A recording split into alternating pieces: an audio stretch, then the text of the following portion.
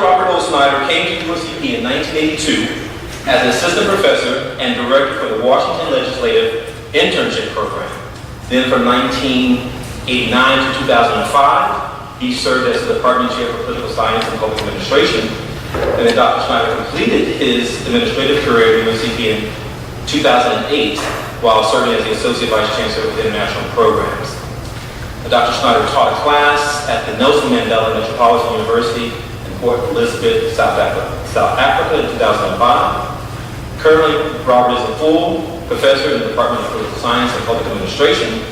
During Dr. Schneider's tenure, he has served in numerous capacities: faculty senate committees, he was a coordinator of UCP's flu pandemic planning and preparedness, just to name a few. Robert is recognized as an expert in emergency management and climate policy. He has authored numerous books and articles, as well as received several grants. As for his community service, Dr. Schneider serves as a resource person for the North Carolina State Division Emergency Management. Additionally, he serves as the board of directors for the Rural Justice Project in Robinson County, North Carolina. He holds professional memberships with the American Society for Public Administration, the Southern Political Science Association, and the North Carolina Political Science Association. So please, let's welcome Dr. Robert Schneider to the podium.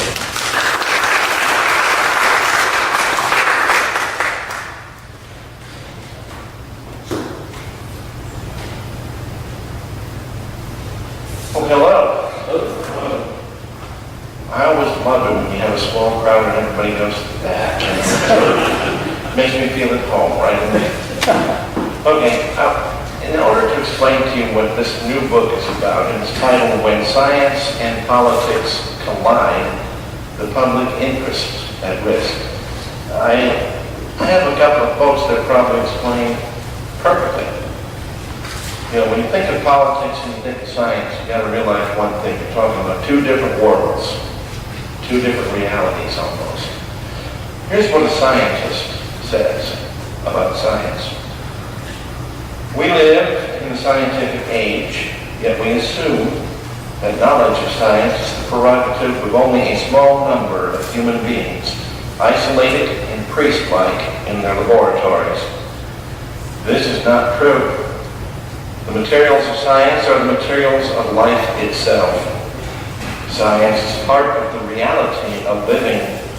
It is the way, the how, and the why for everything in our experience.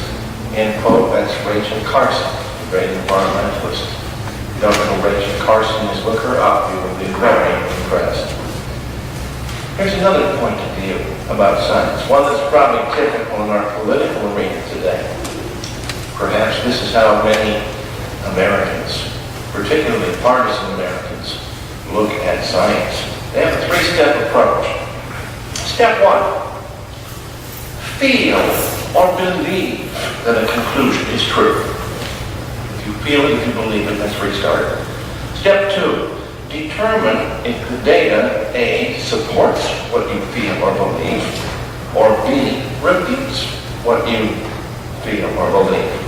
Step three, if the data supports what you believe and feel, declare victory.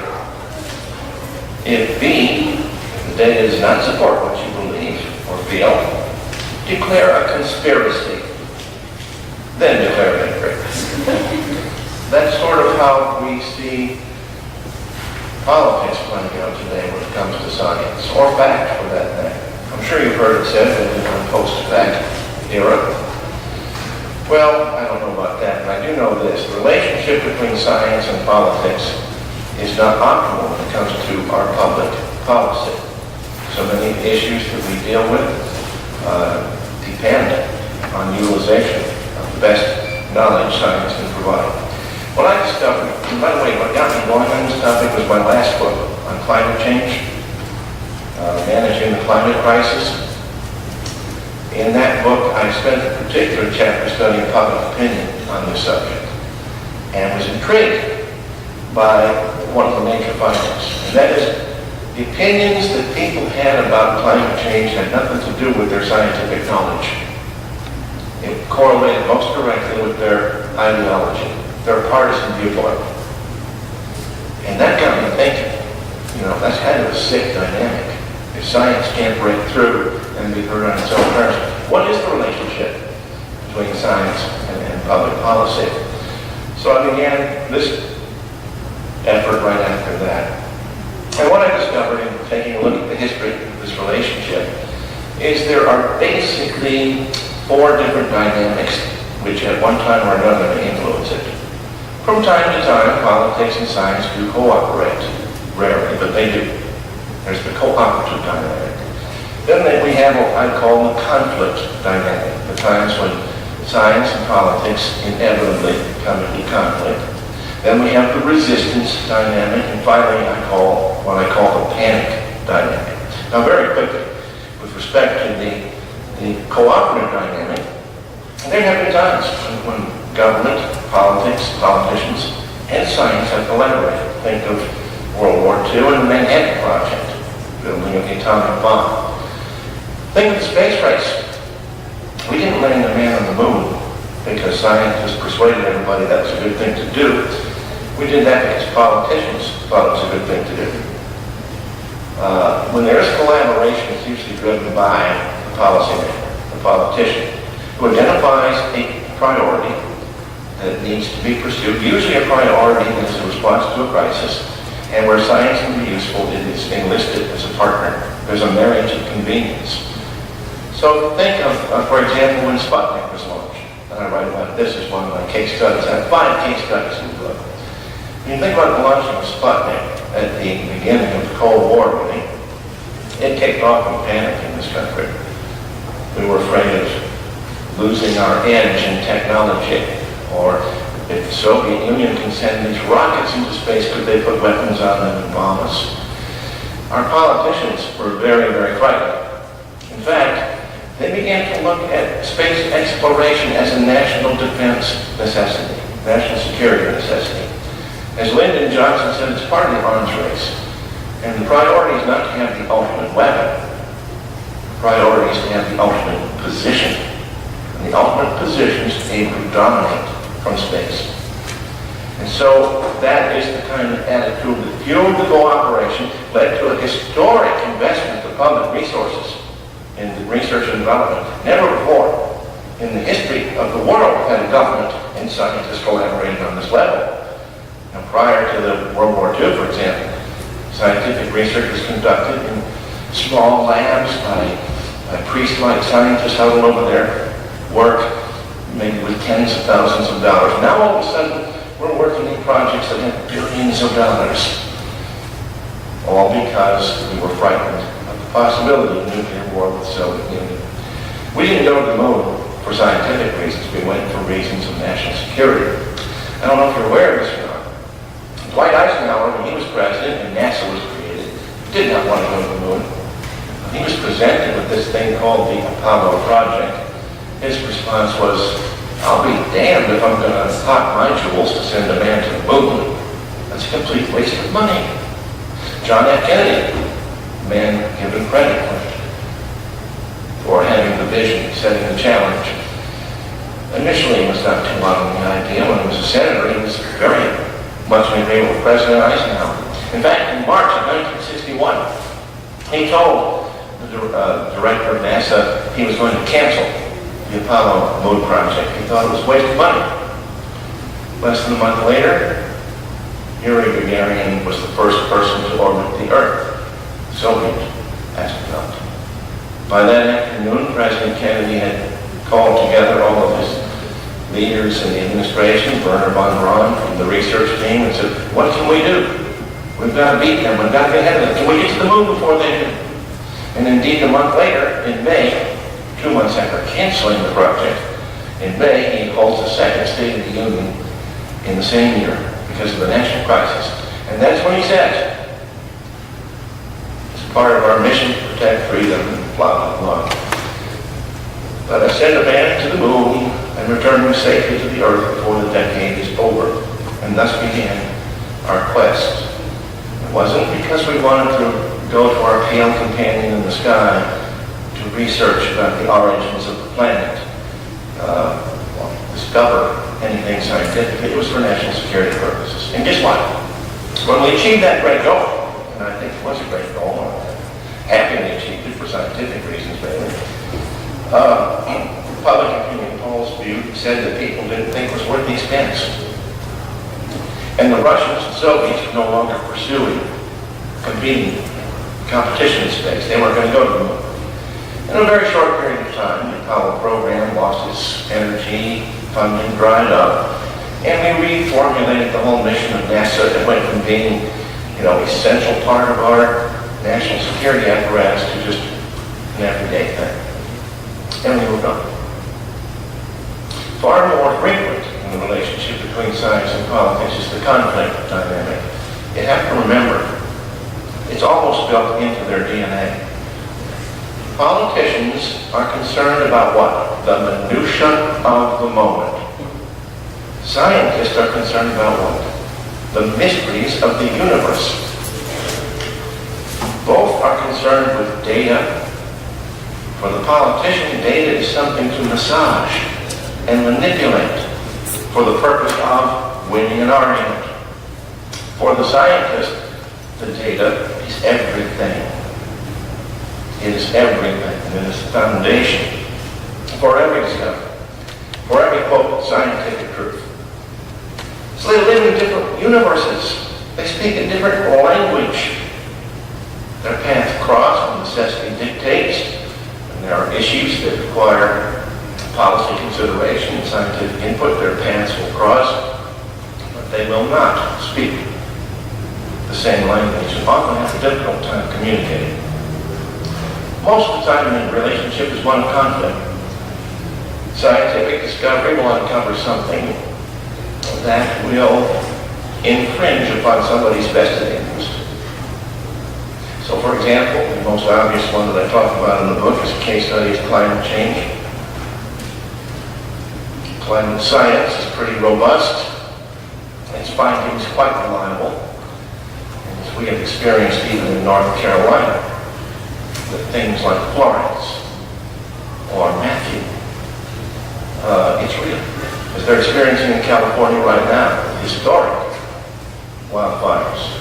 Changes in the climate are impacting the nature of these natural events, disasters. But there are many in politics who don't want to admit that, particularly those who are involved in the fossil fuel industry or who support that industry. There's billions and billions and billions of dollars that have been spent, in fact, trying to what? Deny climate change or call into question the scientific findings. But the interesting thing about science, it is what it is, regardless of your opinion. Whatever you think, the Earth does go around the sun.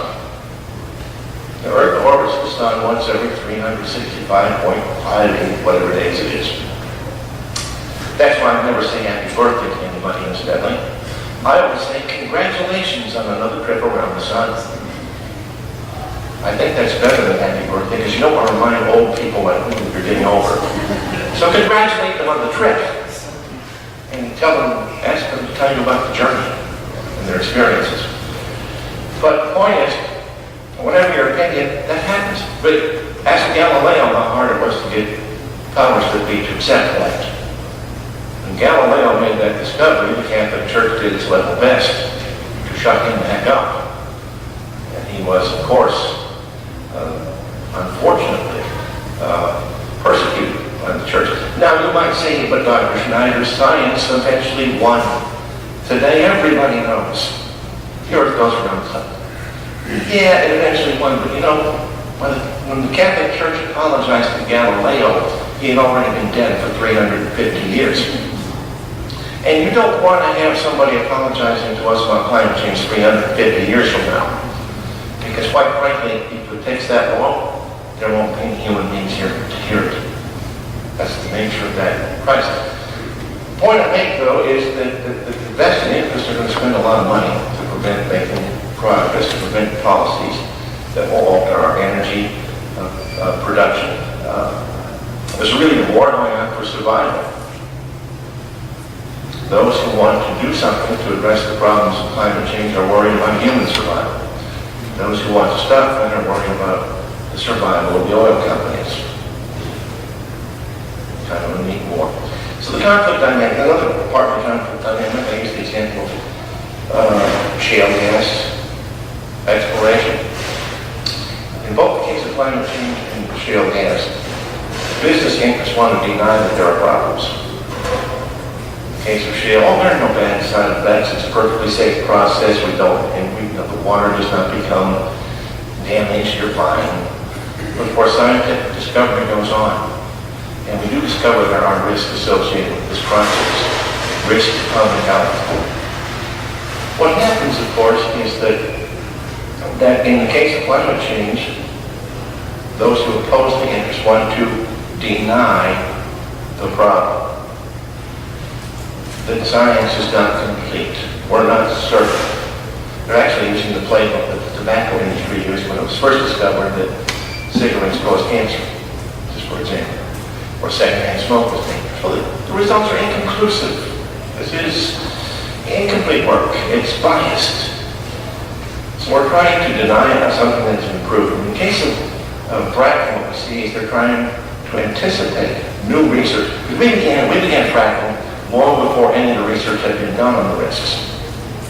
Not a good step in my mind. But in anticipation of research that would discover those risks, the industry has been on the alert, and every time there's a new study published, set to spend millions of dollars to deny that there's a problem. It took until 2017 for the first piece of peer research to prove that fracking does result in the contamination of drinking water. It had been speculated about, hypothesized about. Some tests seemed to suggest that finally, by 2017, we had the first actual peer-reviewed study that demonstrated the linkage.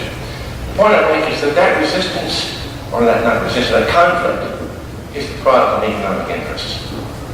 And science doesn't care about economic interests. It tries to arrive at some understanding of reality. Politicians want to kind of avoid reality when it's inconvenient for them, and they want to win an argument. That's why many lawyers go into politics. They're good at arguing, and they know how to win. And the more political the science becomes, the less we get done. In terms of serving the public interest, whether that interest has to do with public health and safety, or it has to do with promoting newer and better forms of energy, or that has to do with ensuring that our future generations will have a safe planet and a secure life. The resistance dynamic works a little differently. There are some people who just resist the findings of science because it contradicts their beliefs. Let me ask you this: how old is the planet Earth? How old is this planet on which you live? Your home. Do you know how old your home is? Well, there are two answers I can give you. One answer says the Earth is 4.54 billion years old. The second answer says the Earth is 6 billion years old. It may not escape your notice that there's a bit of a discrepancy between those two numbers. So you might want to ask, well, gee, what's the source of these numbers? I'm sure you've heard about this. Science is able actually to measure, the age of the Earth, measure the age of rocks, carbon dating and other things. And these techniques are pretty well proven. And the tests have enabled scientists to reach a consensus that the Earth is approximately 4.5 billion, 4.58 or 54 billion years old. Those who say 6,000 years old aren't coming at it from the scientific perspective. They are coming at it from a religious perspective. The young creationists, they are called, who believe that the Earth is only 6,000 years old. What happened there is a bishop traced the genealogies in the Bible all the way back to Adam, assuming the Bible was a complete record, which it's not. He traced the generations, calculated the numbers, and figured the Earth was created on Sunday, October 4th, 4004 BC. A lot of people believe that. And you're free to believe what you want. But you know what? Science isn't about what you believe. It's what the data and the evidence shows us. And we know that the Earth is much older than 6,000 years. Some people think we lived with the dinosaurs. dinosaurs. There's even museums that have exhibits, humans living with dinosaurs. The reality is, what? How long have human beings been on this planet? Out of the 4.5 billion years, how long have human beings been here? About 190,000 years, give or take. The dinosaurs died out about 60 million years before human beings showed up. We did not live together at the same time. But those who follow the young creationist philosophy say that God created man and the animals on the sixth day, so they had to live together. Well, they didn't. I hate to break it to you, maybe dating myself with this reference, but the Flintstones is not reality. Yabba dabba do. Science doesn't deal with fiction. It does the test, it finds the facts. But people will resist. The Babylonians, the ancient Babylonians thought that solar eclipses meant that the gods were disapproving of their political leaders. And even after the scientists proved, no, that's not the case, we can explain why they happened. The explanation didn't end the belief. No, this is disapproval of our leaders. It's always been the case, science and politics. Conflict resistance. Now, the fourth dynamic I talk about, and I use studies of pandemic preparedness to talk about this one, is the panic dynamic. Think of a health emergency. A flu pandemic, for example. Well, you haven't lived through one. You should read about the 1918 Spanish flu and the devastation that caused. And know that scientists are predicting we're overdue for another pandemic, a serious one, that could be much worse than the 1918 pandemic because the nature of our economy and our societies has changed. In any event, I know my time is getting short, I'll try to rush through this. The point is, when it comes to preparing for health emergencies, even though science can give us some projections of what to expect, I mean, we've known about Zika and Ebola for a long time. But when these two things reared their head in recent years, not only in the United States, but worldwide, we were not prepared to respond efficiently. Most experts say, in fact, what we learned dealing with Ebola and Zika was the world was not prepared for a major health emergency, and that scares the jeepers out of me. I don't know what it does to you, but it scares me. And if you don't know what the jeepers are, I can explain that later. But the whole point is, we're too reactive. We're not listening to the scientists and being anticipatory and preparing. We are reactive. When the Zika crisis occurred, or the Ebola crisis occurred, we had these huge debates. Oh, what should we do? Well, and where should we get the money? And we don't want to give it to Obama because something popular if we do, or, and all these political things, slowing the whole process down. And our response was incredibly slow and inadequate. So what happens during a health crisis is panic. It takes panic to get some action. And the panic dynamic will produce some results, but usually in the delayed or reactive fashion. If you're thinking about a major health pandemic, a flu pandemic, that will be too slow to save your life. So the relationship is broken. Whether it's conflict dynamic, or resistance, or panic, even when they cooperate, it's broken because the science isn't driving the bus. I'm not saying that they should, but the politics are dictating everything that's done. What we need is to improve that relationship if we're going to really serve the best interests of humanity. I do end the book by making suggestions as to how we might improve this relationship and identify everybody who's responsible for that. That's all of you. Me. It's all of us. We are all responsible. First of all, scientists have to get out of the lab and communicate to the world. They can't just talk to each other. They've got to develop better strategies for communicating what they know to the public and to the office holder. Second of all, politicians have to learn something about science. We don't need any more Jim Inhofe in the United States Senate holding a snowball and saying this proves that global warming is a hoax. The rational response to that in the same nation of scientifically literate people is to put that man in an institution where he can get the help he needs. Our typical response is to re-elect him with a landslide vote. That's a problem. Politicians need to smarten up and become a little more scientifically literate. Our population needs to know more about science so that we don't make decisions about what we feel or think based on ideology, but that we do have a little knowledge, which means our teachers have to do a better job, which means our media has to do a better job of reporting on science.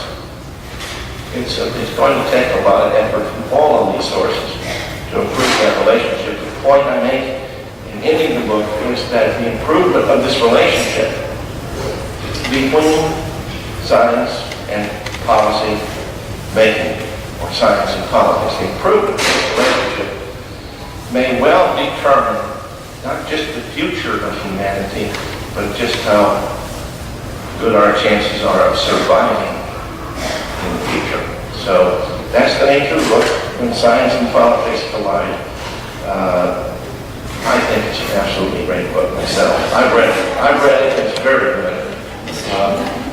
And it is highly recommended by choice. I don't know if you've seen that yet, but it's got the highest recommendation. And believe me, it's not going to hurt my feelings. If you don't buy it, it's not going to make me rich. If you do, but I really do believe